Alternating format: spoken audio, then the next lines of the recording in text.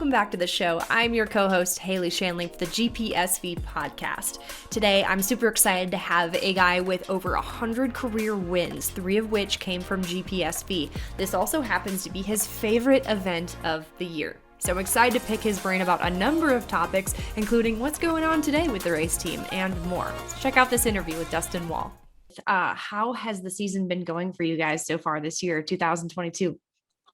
It's been really up and down. We've been really fast, but had some really, really unfortunate incidents. I mean, no crashes or anything, but mechanical stuff that's just things that just haven't gone our way. But otherwise, this last weekend, they got first and third in champ and first and second in Formula 3. So that's a good way to end we got a little break here now until the CPTC races in Beaujeu. But it's been going good. Just Eagle River was a heartbreak for us, and it's just the way things go. You can only win so many times before you have bad luck, I guess. Sure. Now, with not having GPSV this weekend, does it give you guys any breathing room, or is it still just wide open on the gas for you as far as how busy your schedule is? No, the drivers are both at races. Blaine will be just actually up here by us at a local event, and then Tom is going to run an enduro for another team this weekend. So they're keeping busy, and we're enjoying our first off weekend where we've had a little snow finally for the first time in years. So maybe do some snowmobiling. Go check out the local races. Good deal. Well, let's talk about your role. So for the listeners and viewers who don't know, you retired from racing in 2017, five-ish years ago. What is your role now with the team? Basically it's, I go with, to all the events and, get, all the sleds ready back here at the shop.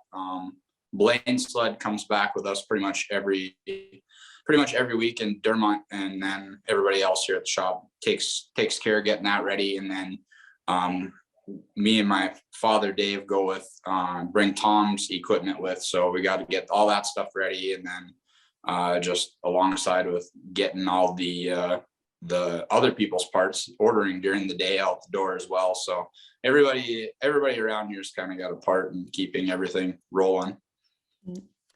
Well, let me ask you about the Grand Prix. Obviously, it's supposed to be this weekend. Super bummed that it's not going to be happening. But I want to talk about kind of your track record there. More than 100 wins, 3 of them came at Velocore. So do you have a favorite memory from the event? Obviously, with 3 wins in there, I'd have to imagine there are a few of them. Oh, yeah, for sure. There's, so many events. The Grand Prix was at the top of my list. I mean, I remember going there when as long as I could remember, I was going there. Since I don't even know, 2-3 years old, I had been going to the Grand Prix with my parents because my dad was racing at the time. So it was always awesome because, normally dad was gone racing. So I wasn't able to be around them. And then now I got to go at the Velocore, and we're normally out there for a couple of weeks because it's so far away from here. So it was great to spend time with family, but the racetrack itself is my favorite. It's so challenging. One end is completely different than the other. And I always enjoyed tracks for me that were really fast and technical. And that one, for some reason, right from the start, just clicked for me. Always just loved going there, and the people. And I mean, it could be a blizzard out and we'd be racing and the stands are packed and the people are cheering you on, even though our sleds were red and not yellow, and they're just happy that you're there racing.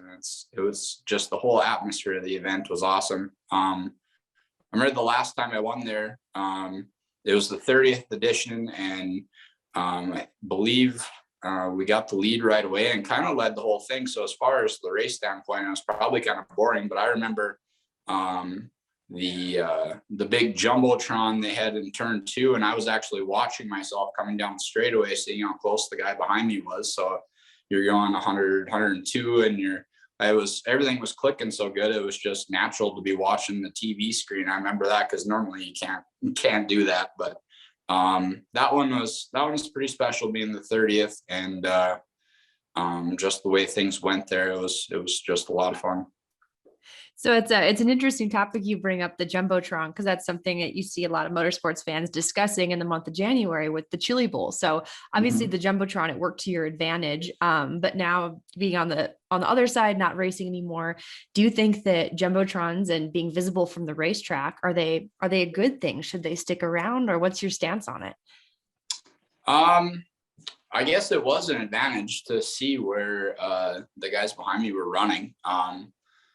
So I could see that way where it would be an advantage, especially as far as maybe a blocking standpoint or whatever. And especially in our sport and in like dirt racing, like we do in the summer, obviously there's no communication with the team to let you know where the other guy's running. So I could see the ups and downs to it. A lot of the races we're at, the tracks aren't really big enough that maybe you need the Jumbotron. I mean, you can see everything as a spectator point of view from where you're sitting.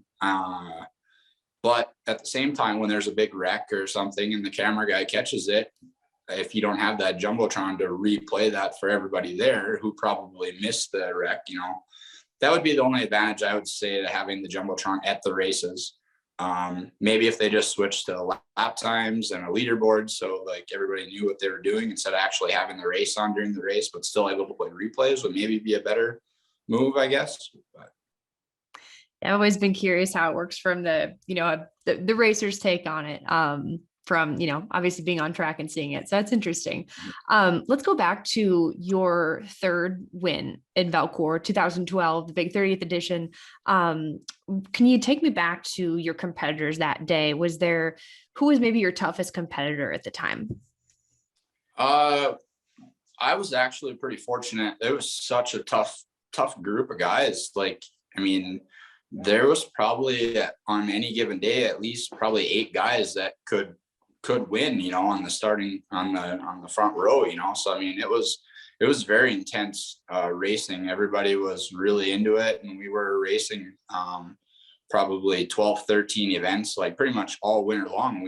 Every weekend we were racing, and it was pretty intense. I remember Nick Van Stridonk, I believe, was second to me, and I remember Matt Schultz was up there, and oh geez, it's already been 10 years, so I'm trying to remember back then. But I know those guys, they were right behind me, and I remember I think I had passed Nick on the first lap to take the lead, and I remember that.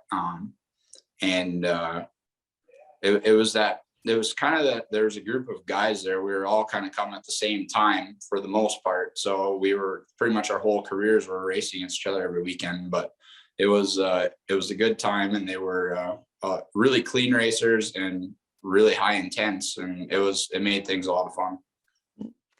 And there's another individual who made things a lot of fun, and we're super sad to hear this year that he's passing the torch, Wayne Wilkins. I understand you and your family have a very special friendship with him. So can you tell us more about that relationship and what he means to you guys? Oh yeah, for sure. Wayne, I've known Wayne forever. He was always making sure I was doing good in school right from the beginning and everything. He even was up here for my wedding. So Wayne was very special to our family. It's kind of a bummer that he's passing the torch on, but I know for sure that he'll be there checking in on everything. He did such a great job. There's no other paddock, a racetrack we go to, who does a better job than the way he ran it. And he was out there every day, all day, making sure everything was just the way it should be, and there was never any issues. And even the little things that would come up, he was right on it, taking care of it. And the group of guys that were around him helping him, they were doing a great job too, and I'm sure he had kept him in line. One thing about Wayne, that it was always funny, every year we'd roll in and we'd be tired to be coming from our 20 some hour drive out there, and here's Wayne. Oh yeah, I got your chicken. He'd always come with chicken for us every year that he had gotten from a local restaurant, and he'd come over and have a piece of chicken, make sure that we were fed throughout the weekend. So that was always pretty funny of Wayne. Yeah, 2023, the GPSV will be back, and this is a big one, the big 40th edition. So why should people come to this event? If you haven't been to the Grand Prix, you really haven't been to a snowmobile race, really. I mean, everything about the Grand Prix is bigger than normal. it's like right from the gate, everything's so professional, and everyone's so friendly and helpful. All the spectators are unlike anywhere else. They just love being there and love that you're racing. Even if you're not into racing, there's music going on in the tent, and there's stuff for the kids. There's hills to slide on for the kids. And I believe they had like some big air expos and stuff, and drag racing off to the side at night. And it's just one thing after another. It's just one of them events that if you don't actually go there in person, you don't realize. And I remember the first time our drivers went there, I was telling them how great this was. And I don't even think they understood until they actually went there. And now it's like, can't wait to go to Velocore again this year. Even though for us, it's like a 28-hour drive, it's still top of the list that we want to be there, and are super bummed out we can't this year, but hopefully next year everything's straightened out and we'll be back. That's what Blaine was telling me a few weeks ago, that it's his favorite. Let me ask you about, when it comes to, be it like snowcross, the ice oval, snow bike, anything winter motorsports related, the biggest question we're always wondering is, how do we grow this? Because in today's day and age, our industry is competing with other things to do for fun. So we're trying to capture people's attention. Do you think events like GPSV are what we need to grow this, where you have all things winter racing all in one spot? Do you think maybe we need more of that to see some growth? Yeah, I do. Absolutely.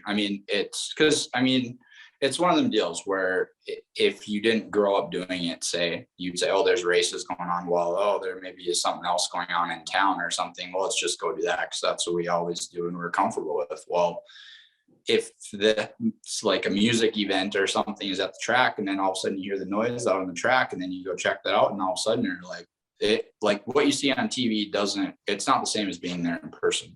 So once you're there in person, I think it would get more people hooked, but you got to get more things like the Grand Prix does to get the people there. And once they're there, I think they're going to be hooked, because it's so exciting, whether it's the ovals or the snowcross, it's the speed and everything else. It's just, you can't really grasp what is actually happening on TV. Like it's just so much different, but just need to get the people there. And I think if there's events for the kids and all that stuff, it would help so much. So great catching up with 3-time GPSB winner and a guy with over 100 career wins. So great to chat with Dustin Wahl. And the sport truly is fortunate to have Dustin and his family still so heavily involved in the sport today. You can see them in action, and mark your calendars if you haven't done so already. February 11th, 12th, and 13th, 2023 for the big 40th edition GPSB. I'll be seeing you there.